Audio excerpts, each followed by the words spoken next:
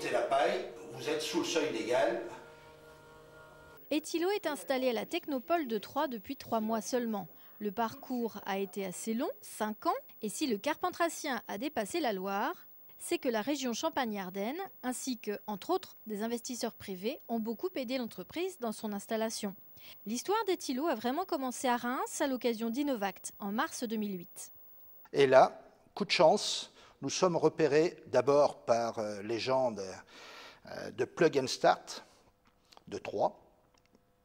Et ensuite, nous sommes repérés aussi par 2 investisseurs, un investisseur privé, un investisseur public. Champagne-Ardenne Croissance pour l'investisseur public.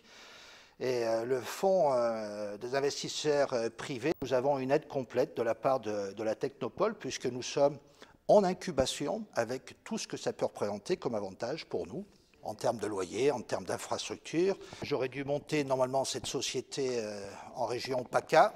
Eh bien non, c'est en Champagne-Ardenne que je l'ai montée, grâce à la région Champagne-Ardenne.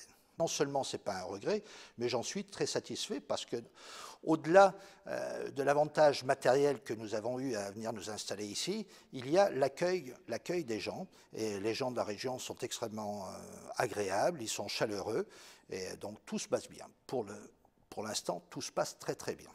L'Alcoborne est la borne officielle de l'UMI, l'Union des métiers de l'industrie hôtelière, ainsi que la borne officielle de la sécurité routière suisse. Seule borne 100% française, elle est vendue 1 690 € hors taxe ou se met en location-vente pour 75 € par mois. Après une longue gestation, l'avènement de l'Alcoborne pourrait bien tomber à pic.